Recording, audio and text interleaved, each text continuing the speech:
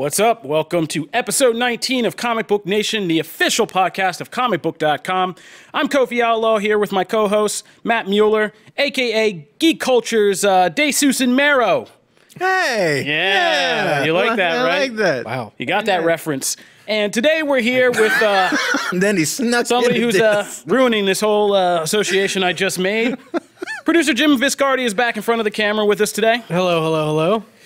And today we have quite a bit to get to. We are going to burn through a bunch of news items that have dropped over the weekend and leading up till now since we last talked to you guys. We're also going to get deep into some new comics that are out this week. And of course, as the title says, we are going to be talking about a brand new Avengers Endgame trailer, the best one yet. Best one. And like with everything with this film, we have more questions than answers.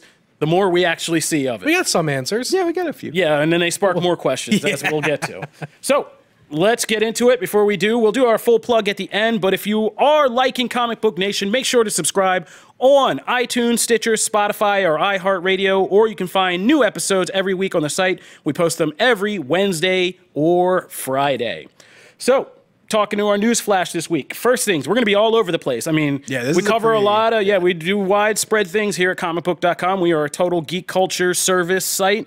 And today we're going to be going all over the full game, like the full run of it. So we're going to start with a little bit of anime news. And we are going to be talking about a movie that has been in development limbo longer than I've been in this business, which is a decade now. And that's the Hollywood adaptation of Akira, the famous anime movie that basically kind of, for a lot of Westerners in America, was probably one of the biggest milestones in pushing anime on these shores. And we've been hearing about a movie possibly coming together. I remember I was excited about one with the Hughes brothers, almost did it. The guys who did like From Hell and Book of Eli. So it's been through a lot of hands. But right now we're hearing that it's gotten a tax credit to start filming in California. And Taika Waititi, the director of Thor Ragnarok, will be helming it with Leonardo DiCaprio as a producer. So weird. Yeah, it's a weird combination, right? But like... But you had me at Taika. Yeah, I mean, Taika's name is like gold right now, and I think he has a shot of doing it. I just don't know if it's going to be like the serious, dramatic Akira we might be hoping for. Taika has a way of kind of turning things on their head. So I'd be interested to see how this is. I mean, I think my guts are still in knots about this because Akira is a major milestone for me I remember that I was into that movie back when anime was called Japanimation over here. And yeah, I'm still nervous about Hollywood ever touching this one. But if I'm going to give somebody the benefit of the doubt, it's probably going to be like somebody like Taika Waititi right now. Now, I know some people when Ragnarok came out were like, it's a great movie, but it's not what I wanted from like those two storylines or from Thor. Yeah. Are you going to, if he puts that kind of spin, he likes to inject humor. Oh, would you be disappointed? But I think there's a bit that like Taika, the world of Thor Ragnarok was not wholly envisioned by Taika, right? Like there's creative teams that sort of go into that and set designers and all that jazz. And he's not necessarily going to have that team, right? And so like I think Taika's vision for this, and to be totally honest, I am not convinced that this movie is actually happening until cameras start rolling. This is one of those things where it feels like a pipe dream, and it was like, if we can get the tax credit, maybe we'll do it, but we're not sure if we're going to do it. But anyway, like I think Taika will approach this in a way that I don't think he wants to. He's done a bunch of interviews that he seems like a genuine fan of this stuff, and I can't imagine he would want to do something so completely off the wall that would, because there's a kind of a stink on live action anime adaptations, and I think Taika is a person who could do it that maybe breaks the curse in a way. But well, I mean, the curse is. This is a very longer explanation than I was really prepared for. I mean, that's what happens when you bring the producer. Is this the Duke Nukem Forever? No, I mean, Battle Angel has changed things. Battle Angel's making money. Right now, we don't know anything yet except that it seems like this is moving forward. I'm nervous. I'm sure a lot of anime fans are nervous. But that's all I'm going to probably invest in right now. So we're going to move on and talk about something that is even more upsetting than the possibility of Akira movie, which is that Arrow is losing one of its, pillar members of the show. Emily Bett Rickards, who plays Felicity Smoke, has announced she's leaving after this season, which is surprising because the show was coming back for one more season. And you would think, like, they're just going to stick it out and have it. Yeah, and she's a key character, but apparently not. She's moving on, and she's like, nah, I'm out of here. Yeah, and it suggests that something drastic is going to happen by the end of this season with Felicity, whether she dies or moves on or decides to do something else. We don't know. It's kind of interesting because they're running this Star City. They're running these parallel storylines in the present and then in the future with her daughter and Oliver's son, kind of uniting for a mission, and she's involved in it. So I'm kind of really interested to see where that leaves Arrow as a show, because we already have her character in these future segments, and it kind of leading into the things that are building in the present day, and how they wrap that all up and then come back for a run next season without her is going to be really interesting to see. I feel like it definitely lays a huge hole in that cast. She's a that role crucial part. Yeah, I mean, it just, I guess, depends on what happens to her and how and like what path it sends Oliver Queen down for, this final run, and how this all comes up in DC's Crisis or the Arrowverse Crisis crossover that will, seemingly take Oliver Queen out of the picture and end Arrow. We don't know. But if you've been a fan of Arrow or the Arrowverse, I mean, this is, to borrow an anime phrase, this is in many ways our best girl. And she kind of stepped down. She's been entertaining on the show, not the infamous Olicity relationship, but just her as a character. I mean, who started off kind of as this side character who grew into something much more. And just even off screen on social media and stuff like that, she's been very entertaining. Which again, I mean, even her announcement was kind of a surprise out of nowhere in the middle of a Saturday afternoon. And it was also just unlike any other "I'm leaving" announcement ever. Yeah. It was like she just starts off with this random poem, and it's just, I didn't know what I was reading halfway through, and then it was like, oh, I'm leaving, by the way. I'm like, oh, all right. I need to call a crisis counselor? No. Yeah, it was just 2 words. It's like hashtag Rickards out. Like, All right, then. So, yeah, but she's gone. So it's really coming to an end, folks. This Arrow thing is slowly coming apart and coming to its end. The Arrowverse will never be the same. But hey, we got Batgirl or Batwoman coming, so fine. They're replaceable. So moving right along, now that we've gone from anime to DC, now we're gonna hop over to horror, and you can find all of these wonderful channels on Comicbook.com for any of your genre needs. Let's talk about some things that happened in horror the past week. We got a new trailer for Annabelle Comes Home, the 3rd installment of the Annabelle franchise, which has actually turned out to be good. Because, I mean, the first one, the Conjuring films, I really enjoyed. The first Annabelle, I was looking forward to because I love that creepy little doll, but it was kind of weak. And then, against all odds, it's ironic that Shazam is coming up down the pipeline, about to hit theaters, because that director, David F. Sandberg, kind of cut his teeth after doing his own independent horror film that he turned from a short into a full length called Lights Out, which was very good. He stepped into his first big genre or studio film with Annabelle Creation, the sequel, which is actually a prequel to the prequel, if you want to follow all that. But turned out to be one of the kind of better and scarier films I've seen in a while. I really kind of hold that dear in my theatrical viewing experience. So I'm kind of excited for this 3rd one. I forget the director's name. Probably should have done that research before we sat down, but it's not Sandberg again. It's some other guy. And this one is kind of Night at the Museum with demonic creatures, basically. But it's back at the Warren? Yeah, it's at the Warren's house from The Conjuring, bringing it all back around where they keep their little room of demonically possessed items. And it's their daughter and some other kind of teen friend doing idiot teen stuff. God. It's like, don't go in this one room because vet your kids' friends, man. That's bad parenting. And one kid's friend, and I mean, you can't. Every little teenage, preteen, or teen girl has this friend. I could tell you stories, from real life right now. I had someone who stole my Gambit trading card out of my room. That's close to setting loose a bunch of demonic creatures. I think they're very close. But so these idiot kids go in there, they set out loose Annabelle, who sets loose everything, and it's a big demon party at the Warren's house. And that looks pretty hairy, so I'm excited for that, and I'm kind of digging that. It's one of the few horror franchises that I really enjoy. Yeah, somehow we've all got really invested into this Conjuring verse. Yeah. It's so crazy that this is The Conjuring is a movie that has spun out like not only its sequels, but side sequels and its own mini universe. Like and now we're adding like they sneaking things in there now. The Curse of La Llorona is coming out, and that's also part of it. And there's a third Conjuring coming. Yeah, third Conjuring coming out, like with the Warrens. Yeah, so watch out, MCU. It's a good time to be a Conjuring fan. So yeah, Annabelle looking scary as ever, and now it's just gonna be a whole bunch of demons, and that's a cool, easy premise to get behind. But man, some teens better get killed. The dumb ones better die. No, that one. I think this one's rated R, if I believe correctly. It's rated R. I don't know. We'll look it up while we talk. But the other big thing we got is, we have this Child's Play remake coming out. And I don't think it looks that interesting. Nobody's really, the buzz hasn't been I wasn't until this news came out. Yes, and now, I can always count on you to blow the reveal right before we're about to say something.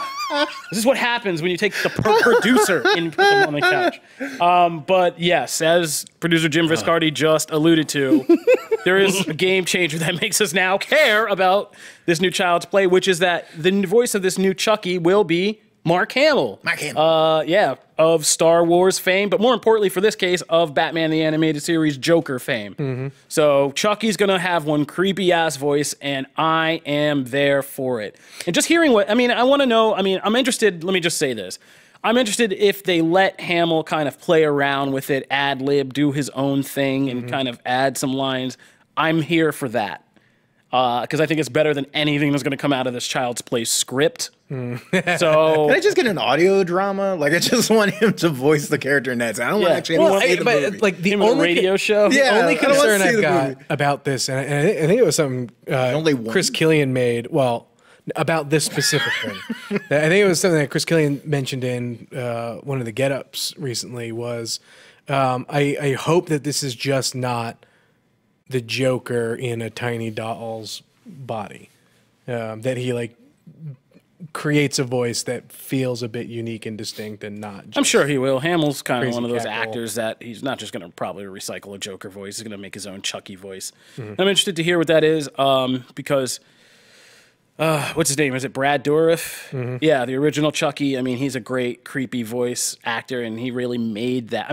He made that character, and he has owned it from like the 80s, 90s till now. But I think he's involved in the TV series. Oh, yes. Right? We're getting too complicated here, but yes. Aside from this remake, there is a TV series that kind of continues and that's Chucky. That is Chucky. Because they've just rebranded that whole thing as Chucky, and now the original creators, after Cult of Chucky, which hit Netflix a couple years back, they're having their own TV series, which I think is coming to like Sci-Fi or something. I forget where it's coming, but so he'll still be involved. So if you like the classic, that's still out there. But I'm now more interested, meaning interested at all, to see this new remake. Like, especially if this one makes any bit of money, that means maybe Mark's going to have to do it again. Oh man, you do know how those actors hate working. Tackle on another franchise. I just want to see the next trailer so I can hear him talk. Yeah, that's the only thing I'm looking forward to, because that other trailer was trash. And that's about all we care about. So moving right along to horror, but on the small screen. The Walking Dead wrapped up season 9 this past week. And did it? Yeah. Yes, it did. I know you know, because we're not paying for that After the Dead show right now. We still have a couple months to recoup that budget. But that's not throwing shade. I love After the Dead. I was about to say, we're not going to go too much into the finale because Brandon Davis and Janelle Wheeler do an excellent job for our show After the Dead, our recap show. So you can go watch the latest episodes of that and how they wrap up the season and all the things they tease for season 10. But I will say that, I am professional. At least when the camera's on. But we will say we got to talk about the fact that the ratings have come back, and The Walking Dead has scored its lowest finale ratings yet, with about 5 million viewers. And more importantly, like a kind of low rating of 1.9 in the 18 to 49 demographic, which is the hot stuff for genre, for kind of geek culture genre stuff. But at the same time, are we that surprised? This was the year Rick Grimes left. The show's kind of establishing its new footing. It's kind of a statistical prediction that with the major star leaving, you're going to lose a certain portion of your audience. And it's not quite an event thing. And also, the penultimate episode of season 9 was the real kind of headline buzz generator with people getting their heads on pikes. Yeah. This was kind of a boring Epilogue. Snowpiercer light, like we're gonna, or the Revenant, whatever you want to compare it to. Like we're hiking through the snow, and it wasn't. I mean, the return. I mean, just the buzz back was that this wasn't a very exciting finale. Right? Now it's not all bad news though. No, I think, and this is why I brought it up, because I think there's this kind of fun dichotomy happening right now, is that people like us are seeing this, and like, I know there's a kind of a cult following growing that's like, wow, The Walking Dead feels really revitalized, really exciting, and is interesting to watch again in some ways, more so than we've had in like many seasons. And we've discussed this over and over again internally here. It's like you took away the main character, you kind of opened in just a reliance on having to constantly be centered around Rick and Carl and that whole thing, and like Carl. So you take that away and like you open it up, and now it's a much more interesting, unpredictable kind of story where you can go in many different directions. Even though some actors are obviously safe, it still feels like no character is necessarily safe, because no character is the cornerstone character anymore. And so I kind of like it. I think both Fear and the main Walking Dead show have taken, maybe we'll see if it's too late, but kind of taken some important turns in like the last year. And I'm liking it, but like I'm a lapsed fan, and this is really like these last, like seeing all the positive response this last second half of the season has gotten. I'm kind of like, do I want to maybe start watching concurrently next season? And that's a good thing. Like you can pick up after Rick leaves and start season 9B, and it's like just coming into, I mean, you literally are coming into a different show because it's a 6-year time jump. And also, this is not how we, just a quick aside, because I know we got to move well, but I don't know about you guys, but there are like 2 shows that I watch live. Well, that's what I was going to say. It'll be really interesting to see what the live +3 ratings come in at, and see if streaming and on-demand numbers boost that up. Because evidently they've grown a lot. It won't be a ton, but like shows like Agents of S.H.I.E.L.D. are live and die by those L3 numbers. And I don't watch live TV anymore unless I have to. Like it's just like there's very few. I mean, we don't even call it live TV. I mean, there's like either event TV or DVR TV, like, and that's how we do it. I mean, that's just the modern thing. And yeah, Walking Dead has kind of recaptured some of that event TV status this season with the Rick thing leaving, with the kind of whole reveal of this penultimate episode with the kills and all that stuff. Yeah. So it's still kind of hanging on to that, but yeah. I mean, there are shows that would kill for these ratings. Yeah. So. 5 million doesn't sound bad when you isolate it. It's only when you compare it to the 18 million that like, then you go, oof. I mean, this is also a show approaching its 10th season. So like I said, there's a statistical amount of wear and tear that you got to calculate for in all these. But we're still loving The Walking Dead, so we hope if you guys fell off because you didn't have faith in it, maybe in the off season or Netflix or whatever you catch up. And we'll see what happens in season 10, because now I'm interested in season 10 and to see how this new kind of cast of characters takes on this new army of villains, the Whisperers, and what all goes down with that. Whisperers. All right, moving right along. So stay tuned, because when we come back, Matt is going to tell us what's hot on comic book shelves this week. And we are going to break down all the crazy things in this latest Avengers Endgame trailer. All right, so Matt, it's your time to shine, buddy. All right, what's going on in comics, and what should we be on the lookout for this week? So there's a lot of interesting books this week. If you are a Marvel fan, War of the Realms #1 is the kind of giant one. They've been building up to it for a couple months now. Sounds like some realms are going to war. Prepare. I mean, this one especially. All 10 of them. If you if you are a Thor fan or have even cared remotely about kind of the Thor mythos of the last few years. I've been wondering what's been having a Niveladier. Boy, the first page alone, it like tests every amount of like pronunciation skill I had. It was like, it was all throughout every realm. I'm like, I can't even pronounce it. But it's really interesting. There's a lot of crazy stuff. So I will say at this point, we're going to label this a spoiler discussion, because so if you have not read it yet, comic spoilers, turn away, pause, come back. Because one of the most interesting things in this book is Loki.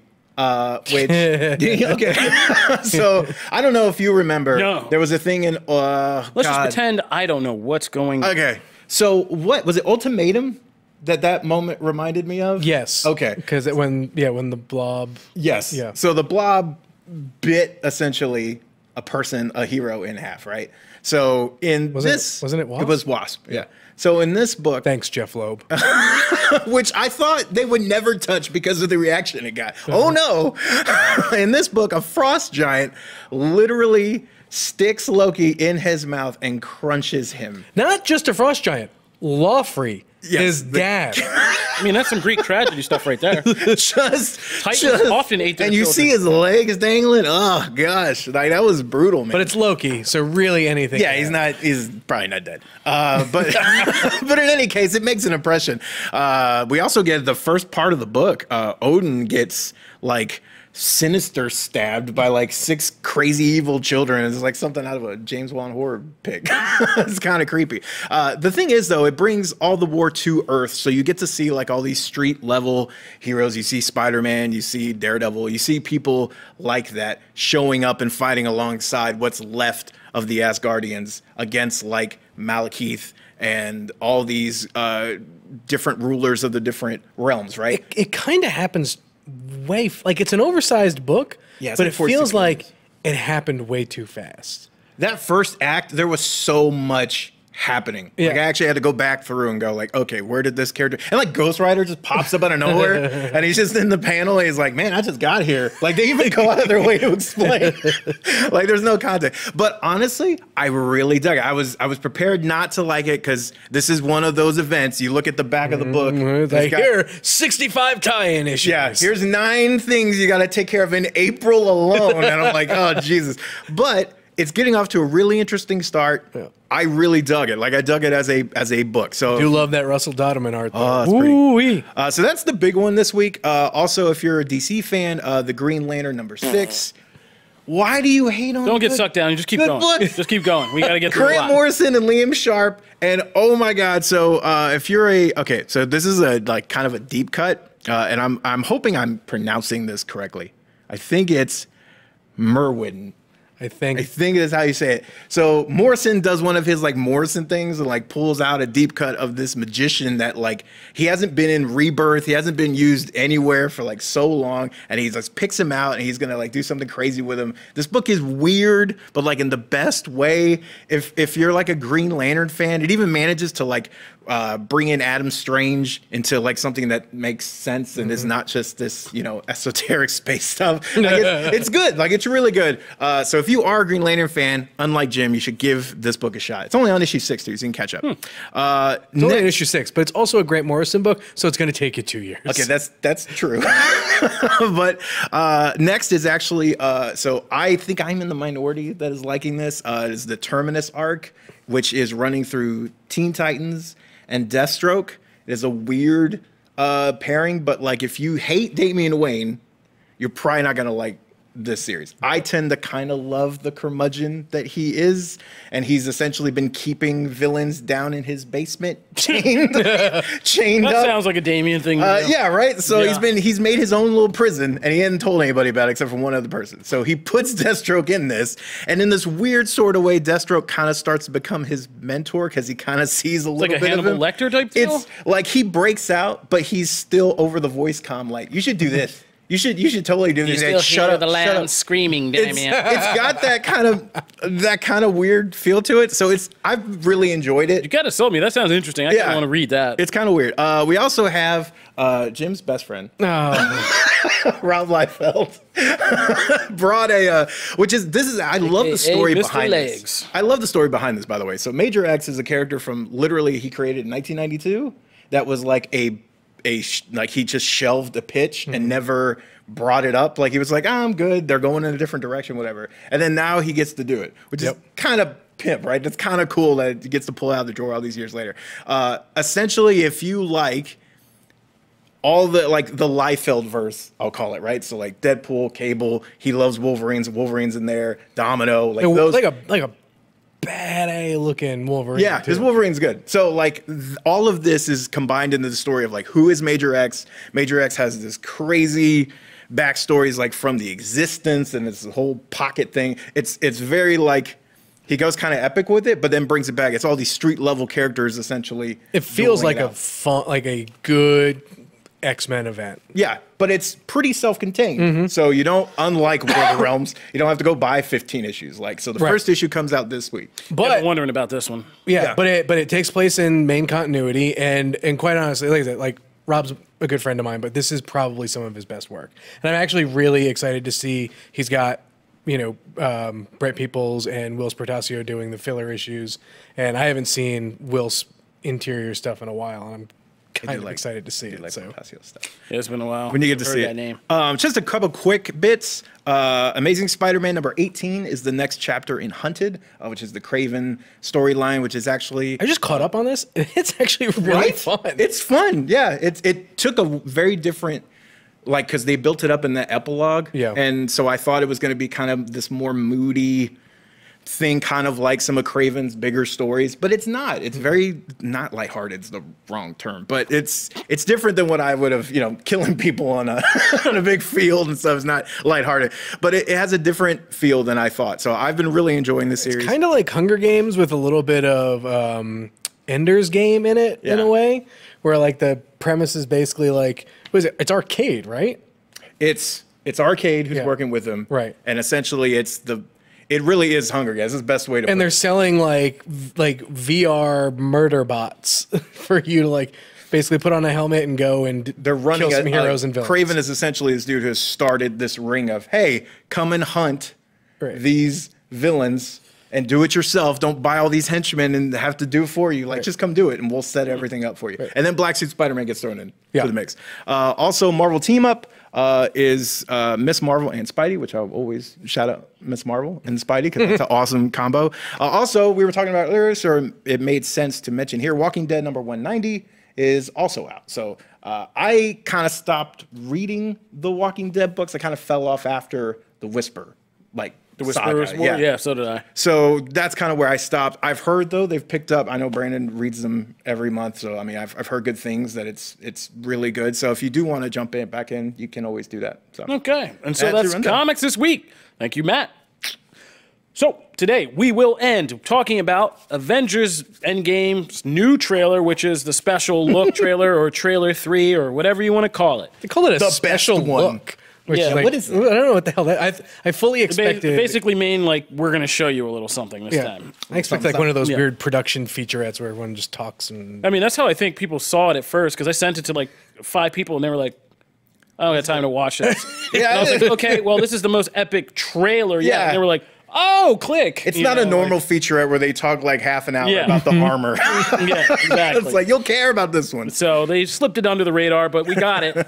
And basically this trailer, we'll talk about what it shows, and then we'll talk about what we think it really is not showing and hiding. You were in full tinfoil. I am. Hey, man, the readers have done this to me. There is also a chance that by the time people are listening to this, they may still not have gotten through Fandango to buy their tickets. Yeah, I mean, those tickets are on sale, but good luck right now. I don't know if we've actually been able to or not. Has there been any movie that has taken down a major movie website to buy tickets other than this? Did Infinity War? Yeah, I mean, it took down Fandango for a little bit, but like there's the AMC website's been down for hours. Yeah, no, I mean, there's always trouble getting tickets for major event movies, but no, I don't think anything as anticipated as this one, and nor should there be. Right. I mean, this is a real scramble. I told somebody who was like, oh, I think I'm going to wait till like the second weekend. I was like, you are never going to last that long. The entire world's going to tell you everything that happens in this movie. Like, I was like, Monday, Tuesday, the latest. You need to be in that theater. Yeah. Like, skip some work, go see it, just get it out of the way so you could just be in the know and have a good viewing experience. Like, because spoilers are coming. Like, I mean, the internet's just going to be filled with memes that are going to tell you the whole story. I'm sure, in fact, we might even have to do an article where we just piece together all the spoilers of the film and just memes. No direct spoilers, just people posting vague things that tell you everything nonetheless. But anyway, so this new trailer basically sets it up. I mean, all the trailers have said, we got to fix this, we got to do this, but it has shown us no real conflict. This trailer fixes that because it shows us the surviving Avengers. We get the big reveal that Tony and Nebula make it back to Earth. They reconnect, which I had a big tinfoil hat on about. I didn't think Tony was going to make it. I thought he was going to die in space, but I was totally wrong. He makes it back to Earth. And he starts marshaling the Avengers, saying, we got to go, we got to handle this. It's up to us. Like, we got to do this.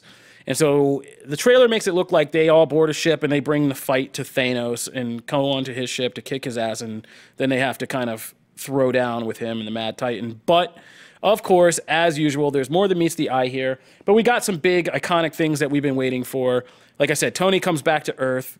He and Pepper reconnect. The Iron Man, Captain America stands finally got a shot of their moment where Tony and Steve... do you trust me? Oh, my God. Where Tony and Steve are basically face-to-face, and Tony says, do you trust me? And Steve says, of course I do, and they shake hands, and, like, everybody's like, squee! Civil War, we've healed the wounds, that big moment. We see Thanos for the first time. But even that moment we have questions about. Now, of course, we're going to get to all that, but, we see Thanos for the first time in the film. He's got armor, a new bladed weapon. I don't like his new armor. I mean, I never liked that his weapon. Yeah, that weapon looks cool as hell. Like, it's like a Darth Maul non-laser sword, but yeah, so we see them all in this, we're doing battle with Thanos. We see a reunion of the original trilogy from the first Avengers movie, from that forest scene when they're battling over Loki, only this time it's with Thanos. And this is the most epic, we're going on this epic mission to kick some butt. That score was trailer. awesome. And the music is just rousing. It'll get you all emotional. But as usual, not all is seemingly what it seems in this trailer. Could all be fake. Yeah, it could all be fake, and I think a lot of it is fake. I've been on this tinfoil hat theory for a long time, breaking down every new merchandise and trailer that suggests that, no, the Avengers don't load up and go up to Thanos' ship, at least in what we're seeing in this trailer. Right. That they plan to do something like that when Tony and Nebula get back, because Nebula knows where Thanos is, but that, in fact, Thanos warps down, and that's an important key word, warps down into Earth and ambushes them in Avengers compound, leading to a situation where we see from the 3D trailer of the second trailer, a 3D version of it, that Hawkeye is in these tunnels underneath the base, seemingly, and sets off an explosion, which may then tie back to an explosion we saw in trailer 2 with Ant-Man and the base blowing up. Pencil and all that. Yeah, and having to kind of escape the blast. And in both trailer 2 and 3, the Avengers doing battle with what we now know as Thanos and the Outriders, because we see the Outriders both in merchandising, toy sets for this sequence, and in the tunnels in the 3D trailer with Hawkeye, that they blow the base because they're being overrun, essentially, and that they then battle Thanos and do all this outside the rubble of Avengers compound. And the last shot of the trailer with him sitting there is like him, his armor looks a little damaged, he's not wearing his helmet, his sword's just kind of plunged in the ground. My theory is that they have to blow the base and sacrifice it because it's being overrun, and to kind of give themselves a chance and to try to take out or hurt Thanos, and they do because he probably gets caught in the blast. And this all raises so many questions. And so I think I've always said this is early on in the film. This is like the end of Act 1. Like at the end of the first hour, I think this takes place, this Avengers compound attack, when everybody's reunited and they're getting ready to do, and it's this first major twist, and then it just kicks off from there. And I'm questioning whether they're going to battle Thanos. Like it shows us like the Trinity, Captain America, Thor, and Iron Man are going to battle Thanos right here. But it doesn't look like Thanos is ready for like a fight or itching for one, like right at that moment. He's just kind of sitting down. And we had a Build-A-Bear reveal merchandise that suggests that, we won't tell you the full reason why or what he says, but like the audio for the Build-A-Bear suggests that Thanos might not even be either in control of or in possession of the Infinity Gauntlet any longer, which, is curious because there are a lot of questions about what we see in this trailer, right? Like he warps onto the battlefield, right? But it's the spaceship kind of, Yeah, there were even some folks there were some folks online saying it may even be Bifrost. Yeah, it looked kind of Bifrost-ish. Yeah. Like if that's a thing. I don't know how he gets Bifrost, but yeah, that's fine. It's some other kind of form of transport. It's not the Space Stone. I mean, it was a very it is not a warp. Clear visual signature in Infinity War of when he uses the Space Stone to open a portal and walk through. Yeah. And that's not what this is. Like, he has to warp. He's using a bladed weapon. He's back in armor. Like, all of these things summate to suggest that, no, he doesn't have this weapon of ultimate power anymore. Or if he did, it truly is broken. Yeah, and it's broken after the snap. So, yeah, that's a major thing because that ties back to a lot of questions about, is there this other threat in the universe? Who or what would it be? Is somebody else in possession of the Infinity Gauntlet now? what's that? Or does somebody eventually get possession of it and get it working again? Who's not Thanos, and who would that be? And kind of what transpires. So well, it's kind of nuts because the whole other aspect of what we believe to be a major part of this movie, they have not touched on once in any of the trailers. No. And that's the time travel aspect and or quantum realm stuff. Or have they? Because there we go. Just before we came in here, I was just getting this article hammered out. The big scene that they use, and it's brilliant misdirection if this turns out to be true, which is having Cap and Tony have this reunion moment that's so heartfelt, but may also be totally not what we think it is. It looks like this is present day Captain America and Tony Stark kind of reconnecting and they're in a city street, right? Like, and they're having this conversation and they're clasping hands. But there's people theorizing that Cap has been digitally altered in this shot to cover up the fact that this is actually Captain America from the Battle of New York. And that this scene is kind of a Back to the Future moment, Back to the Future 2, rather, where Tony Stark comes back to the Battle of New York, and him saying to this version of Cap, like, do you trust me? And him being like, of course I do. Yeah. Is because this is the Cap who never went through Age of Ultron or Civil War, or these things that caused him and Tony to have this big break. And he's basically coming there and trying to convince Cap and these other Avengers to do something to alter the timeline. So right. Because don't they don't give away. Well, they kind of give away the Tesseract. They give it back to Thor, and Thor goes back, takes it back up to Asgard. Asgard at the end. But this, I would imagine, would be an instance of them probably trying to get the Tesseract before it goes kind of anywhere. And then thus eliminating that he ever has all this damage. Yeah, that he has all the stones. It's an interesting theory. Yeah, I mean, it's the easiest one to mess with because all it did was sit in Odin's vault until Ragnarok. All the other ones have very complicated. Yeah, anything to mess with anything else would be to mess with the Mind Stone means you eliminate vision. To like mess with the Reality Stone, everything else kind of really screws things up. But you can mess with the Tesseract and pluck it out because it was just sitting somewhere literally. If you pluck it out, then Thor. That first scene, and that could also bring back Loki. I just had a total this could be a thing where let's say they do that. And they keep the Tesseract on either underground or wherever the Avengers compound is, and that's why Thanos shows up, because maybe he knows that that's where it is, and he's come back to try and get it. Oh yeah, because he wouldn't have it. I would imagine it would just kind of disappear off his gauntlet, and so he won't be able to use the Space Stone, and so he's trying to come back to get the Space Stone, and that's where it is because they got it from time travel. And I think it's going to be something like that. There was some kind of early on because, Back to the Future 2 has been dropped in mention with this movie. It's one of Feige's favorite movies. Exactly. And if you know anything about Back to the Future 2, this is what it is. They go into a future where everything's kind of screwed up, and they realize they have to go back into the past to fix something because something they brought back from the future basically screwed up the timeline, and it creates this dark timeline where Biff is basically Donald Trump. Which is great. Anyway, we won't get into all that, but and they have to revisit the first film and redo the first film with him coming back to the past in the first film, but then a different version of him coming back to that past to interact on top of his original traveling back self. And Back to the Future does a great job of making it simple and fun to go through all this. But when you really stop to explain what Marty McFly is doing here, that's why that chalkboard scene is so great, right? It's just real simple. Here's a timeline. We made another one. Let's X this one out and make sure we get back to this one. So so that seems like we're going to have something like that in this movie. And that would jive with the Build-A-Bear thing too. Yeah, exactly. And that would, it's just about the execution when it comes to time travel. I think we just figured it out, guys.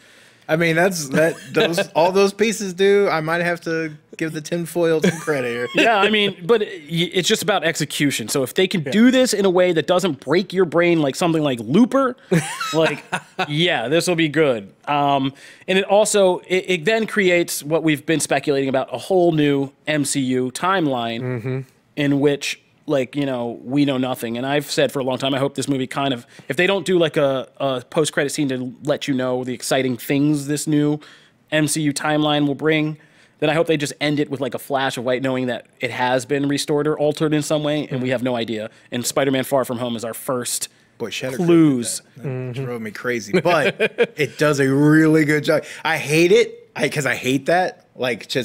leaving it up to my imagination. However, it's so good when it's well, it's not. done I mean, right. eventually they're going to show you all the ins and outs of how things are different. Well, right. Well, but like, that's also the kind of know. thing too, where like this could also set up a Infinity Watch / Illuminati type thing, where certain members remember, and they're the ones who are tasked to making sure that the stones don't come back together again, and they can cherry pick along the timeline of people they want to tweak.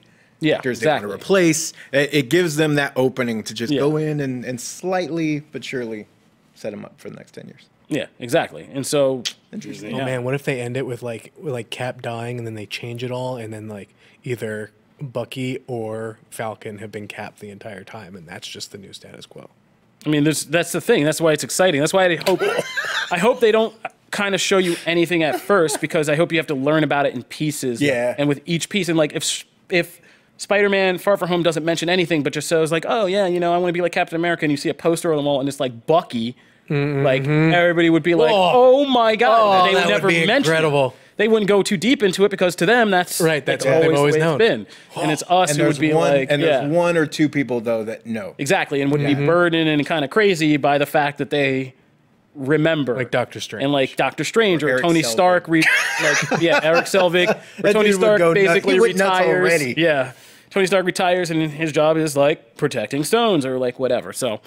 Yeah, finally, just on a kind of somber note for this, we learned prior to this new trailer coming that, Endgame is looking like it will most likely be Stan Lee's final, definitely MCU cameo, and Marvel movie cameo altogether, because there's not one in X-Men. We know that for a fact, for Dark Phoenix. And weirdly, like, as somber as that's going to be and sad, it is very fitting. It's so fitting. It's so fitting that he made it, like, all the way to Endgame. Yeah. And then, like, there'll be a new MCU timeline, possibly, that doesn't have Stan Lee cameos. And it's just like... I mean, I think that's going to be more emotional than I'm prepared for when I actually see it. Like, I'm going to come out of that. But I think that about it was Endgame like seeing that tribute that they did in the Marvel logo for Captain Marvel. Like, that was awesome. Like, I went in expecting it, and then it wasn't even until I saw it where I was like, oh, damn, that's great. Yeah. Yeah, but this would be, I mean, man, I feel like there's not going to be dry eyes over that one. No. Like, that's one of those. Well, and especially whatever he moments says in that scene is going to carry so much weight till the end of time, basically. Oh, yeah. Because like every one of those lines, most of those lines have been like kind of like on the surface, just kind of, whatever, but sometimes like deep. Yeah. Yeah. I hope it's not something like, oh, I nearly peed myself or something like that. That would be horrible. Oh. But all right, that'll take us to the end of this episode of Comic Book Nation. As I said at the start, you can subscribe to our RSS feed when we post new articles every Wednesday and Friday on Comicbook.com, or you can go to your favorite listening place, iTunes, Stitcher, Spotify, or iHeartRadio. Sorry, Matt, still no Amazon and Music. Google Podcasts. Oh, we're on Google Podcasts? We're on Google Podcasts. Hey, man, I don't get these updates always. We're on Google Podcasts, y'all, so you can find us there. Still no Amazon Music. Nope. If you want Amazon Music, send stuff to Matt. Weird. Amazon, just get on board, get on that podcast train. Anyway, but that just threw me off. If you want to, I didn't do it. If you want to just catch up with us and talk with us over social media about anything in the show, you can find us on Twitter at the hashtag Comic Book Nation, or you can talk to us individually. You can find me at Kofi Outlaw. That's KOFI Outlaw. Matt Mueller, CB. Jim Viscardi. And if you like the show, please be so kind as to give us a great review on any one of those sites. And we, at the end of, every other show or so, we read some of these reviews and you can get some comic book swag. So if you like the show, like I said, and you've been riding with us, please do just take the time and leave us a review, because we appreciate it and we will show you that appreciation back. That'll do it for us, and we'll catch you on the next episode of Comic Book Nation. Everybody have a good time. See ya.